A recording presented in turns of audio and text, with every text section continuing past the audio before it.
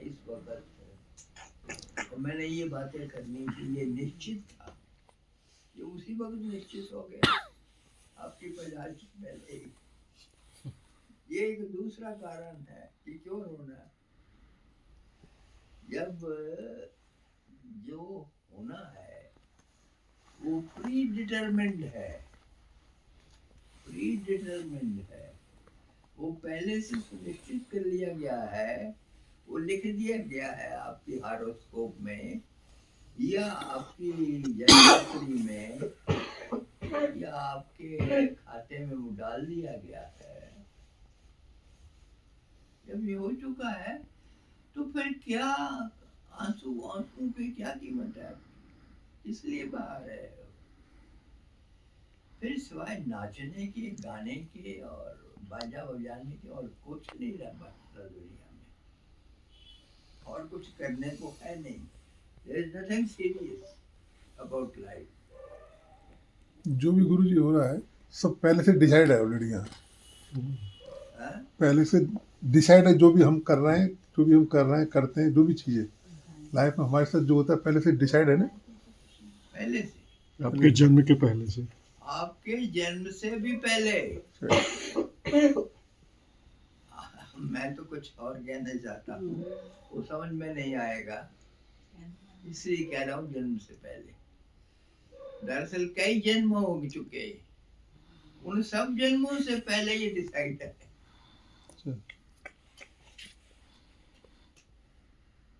आपके अनगिनत जन्म हो चुके, आप ऐसे थोड़ा यहाँ बैठे हैं।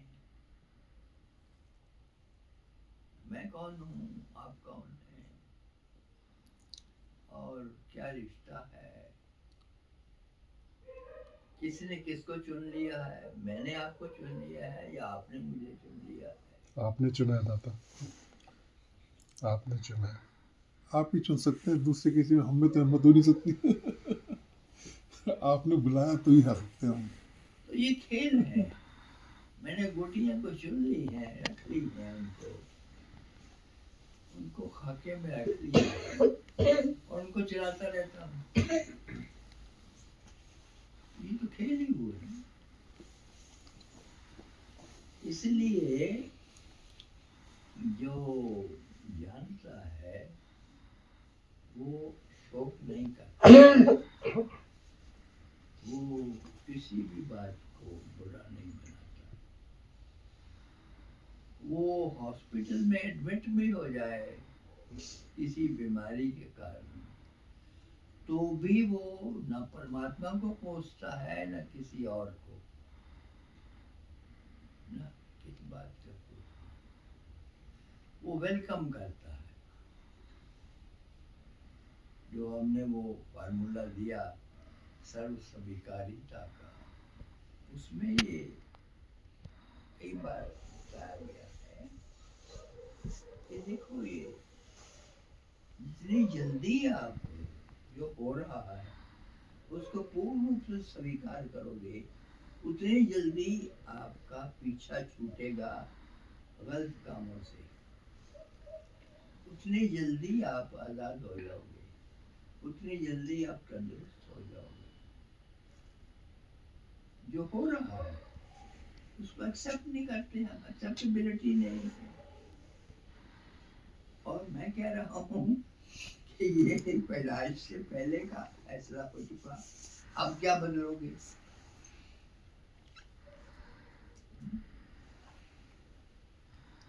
कोई आके कहता है महाराज जी वो डॉक्टर ने जवाब दे दिया है, अब उनको हम घर ले आए हैं, तो बचना तो असंभव है, आपकी शरण में आए हैं, बड़ा मुश्किल होगा, उसको बचा लो।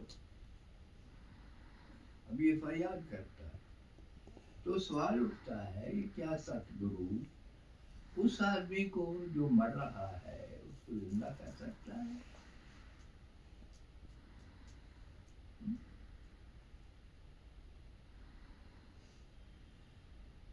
अगर सतगुरु को परमात्मा कहते हो, रब कहते हो कि वो बहुत वो है, तो क्या वो मरे हुए को जिंदा कर सकता है, कर सकते या हैं, जो मरने जा रहा है उसको मौत से बचा सकता है।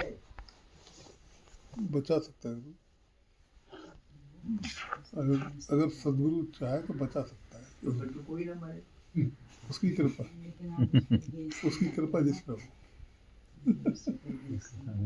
कृपा सब कोई करता है, क्योंकि वो तो कृपा निधान है, वो कृपालु है।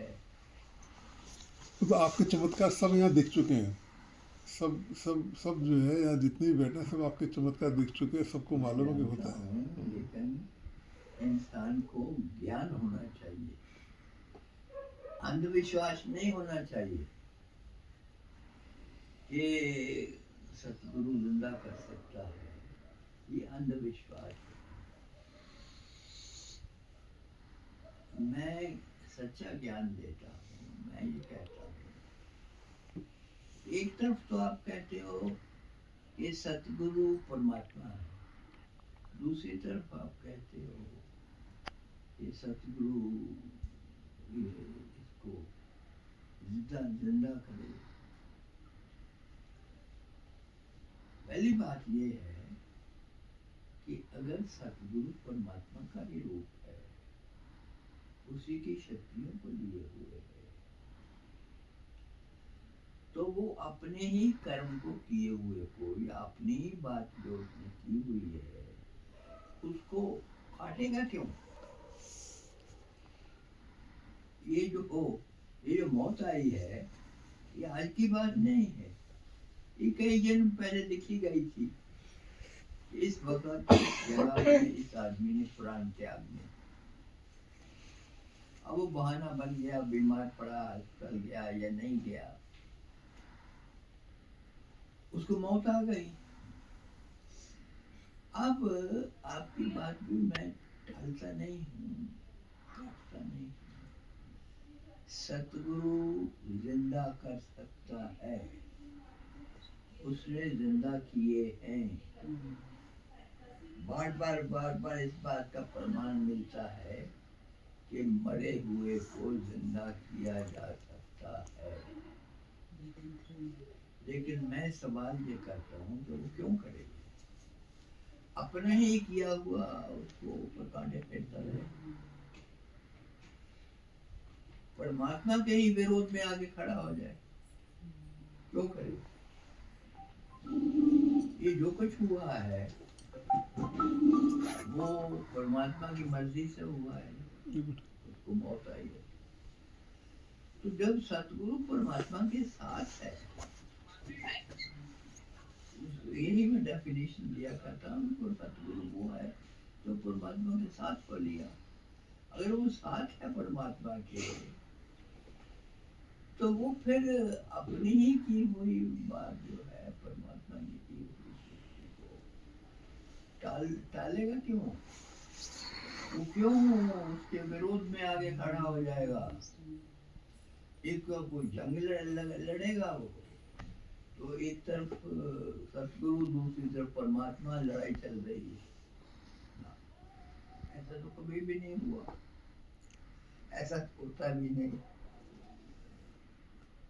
जो कुछ हो रहा है उस पर फूल चढ़ाता है, उसको मान्यता देता है पूरी की पूरी सतगुरु, तभी वो सतगुरु है। नहीं तो ये क्या झगड़ा होगा? परमात्मा करता रहे, वो पाने मारता रहे, ऐसा नहीं चलता। तो दुश्मन नहीं है सतगुरु परमात्मा, इसलिए जो कुछ भी हो रहा है, जो कुछ भी आगे होना है, उसके साथ सतगुरु है। वो ठीक हो रहा है और सतगुरु उसको पूरा मान के चल रहा है। मैंने बहुत पहले सत्संगों में वो जो संत स्वीकारिता का दिया था, वो बड़ा सीधा साधा है। उसके मानने से आप एकदम परमात्मा के प्यारे हो जाते हो कि जो कुछ भी वो कर रहा है, जो कुछ भी हो रहा उसको स्वीकार भाव से लो। कुछ भी गलत नहीं हो रहा है। अगर आप कुछ भी गलत नहीं हो रहा है, इसको अच्छी तरह से समझ लोगे, हृदयंगम कर लोगे, तो आपके साथ बुरा हो ही नहीं सकता, हो ही नहीं सकता। होगा कैसे? क्योंकि आपने अपने विचार में वो बात लाए ही नहीं।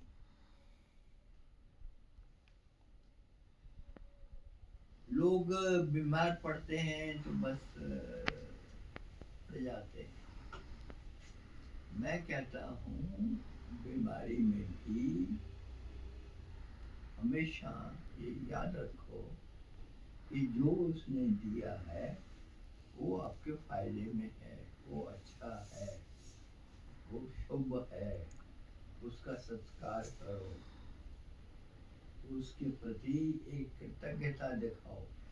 बजाय इसके कि परमात्मा का शुक्रिया अदा करते, हमने शुरू कर दिया लड़ाई उसके साथ।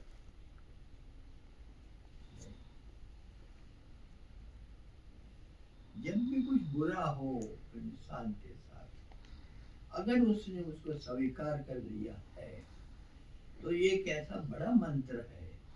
ये स्वीकार करते ही वो उस मुसीबत से छूटने लगता है। स्वीकार करते ही वो जो हुआ था, गलत हुआ था उसके जीवन में, वो जाने लगता है।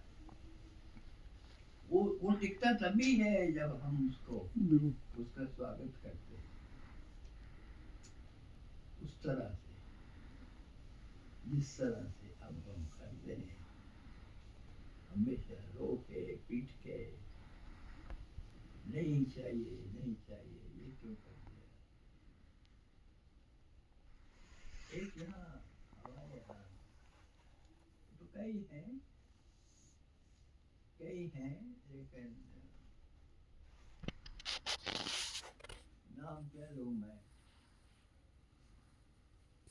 वो मुझे बहुत पुराने समय से जानती, 50 साल तो होने लगा मुझे स्पिरिचुअलिटी में आए। तो वो छोटी उम्र में लेडी हैं, हस्बैंड उनके जा चुके, अब वो बच्चे हैं उनके। वो पहले दिन से मेरे सामने रोते हुए आई, पहले दिन से रो रही,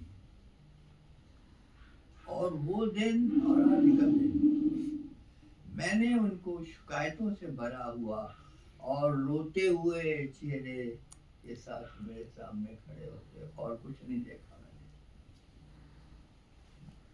मैं माँ से भी कह रहा था, पहले भी क्या कहे, मेरे सामने आई हुई है। वो जो औरत है, मैं उसका सम्मान करता हूँ। मैंने उनको बड़ी सांत्वना दी, मैंने उनको नए नए तरीके समझाया कि क्या करना है, ताकि वो शांत हो जाए, वो दुख में ना रहें और आराम से अपना जीवन बिताएं। बहुत सारी चीज़ें सुधर सकती हैं, बहुत सारा दुख दूर हो सकता है एक खास तरीके से जीवन को अपनाने में। कोई लंबी बात नहीं, कहीं से कोई माला नहीं पकड़ करके गले में डालनी, बिना ये सब किए हुए वो अपने आप हो जाएगा। एक बात गुरु की समझ लें अगर, तो उसी समझ में सर्व कल्याण है, उसी समझ में सारी मुसीबतों का अंत है। तो लेकिन वो उस वक्त भी रोती थी। पहले दिन जब मैं उससे मिली थी, उस वक्त क्या हस्बैंड जिंदा थे,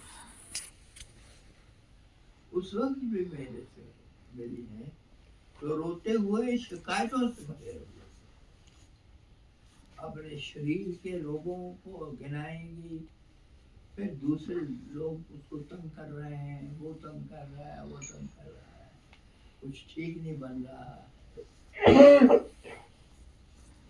और उनका कोई रिश्तेदार है तो वो बीमार पड़ा हुआ है। मतलब किसी किसी ढंग से भी उनको चैन नहीं, उनको शिकायत करनी करनी, और वो दुख में है। वो दुख में है तो मैं दुख में हूँ, मैं सुखी कैसे बैठ सकता हूँ। अब उनका वो आंसुओं से भरा हुआ चेहरा दिखाई देता रहता है। वो चली गई है, लेकिन वो है, बस वो ही है, उससे बदले नहीं गए। ऐसे बहुत से लोग हैं, ऐसे बहुत से लोग हैं जिन लोगों को जीना नहीं आया, जिंदगी जीना नहीं आया। परमात्मा की बात करते हैं, मैं कहता हूँ परमात्मा की बात बाद में करना, पहले अपने आप को तो संभाल लो, पहले जीना तो आ जाए। ठीक से जियो, खुशी से जियो, हंस करके जियो, सुख में जियो। ये तो बड़ा जरूरी है।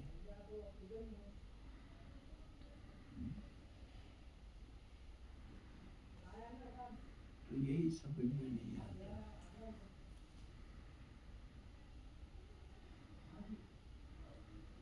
यही समझ में नहीं आता।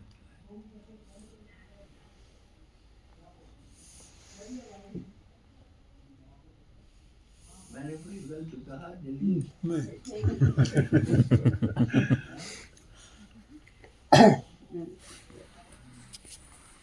क्यों नहीं समझ में आती बात?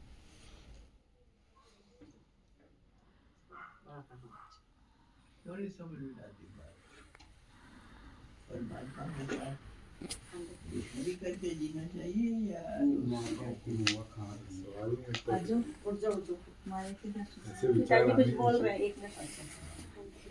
जो भी है वो, उसको परमात्मा का आपने नाम ले लिया या रब का नाम ले लिया या गॉड कह दिया, मुझे नहीं पता क्या कहते हैं।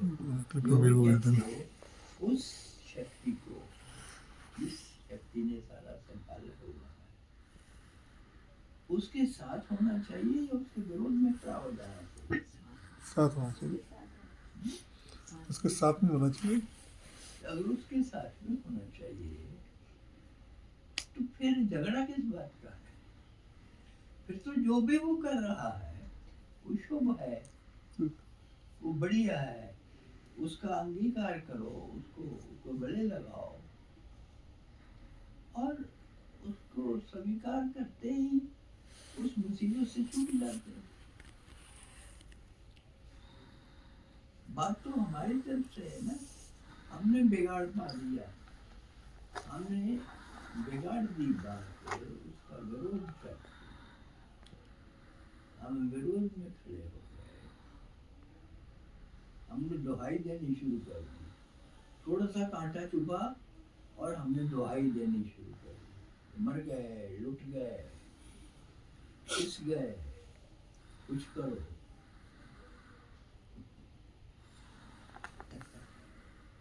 नहीं, ऐसा नहीं करना।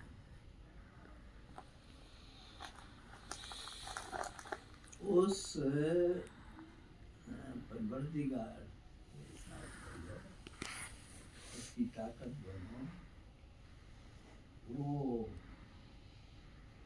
जो भी कर रहा है हमारी भलाई के लिए कर रहा है, उसमें शुभता है। सारे जगत की इतना बड़ा ब्रह्मांड उसने संभाला हुआ है, ये वही तो है। हम कहते हैं ना कि ब्रह्म का साकार रूप है ये जगत, तो ये साकार रूप उसी का है ना, वही यहाँ दुनिया में साकार होकर बैठा है, वैसे निराकार में छिपा हुआ है। तो वो अनेक रंगों में वो खिला हुआ है। ये जो आपके फूल लाए थे आप, ये जो सुंदर फूल लाए थे। मैंने माँ को कहा कि आपने शुक्रिया अदा भी नहीं किया है दिलीप का। छोटी सी बात। बैठो बैठो बैठो बैठो बैठो बैठो बैठो। ये रंग बहुत छोटे हैं, थोड़े हैं, ये तो अनेक रंगों में खिलता है। उसके रंग गिने नहीं जा सकते, इतने रंगों में वो खिलता है। शाहजी, कुंभ मेले में जो आम जनता जो जा रही है करोड़ों की आबादी में, सबसे बोलिया उठा के वॉकिंग किलोमीटर हुए,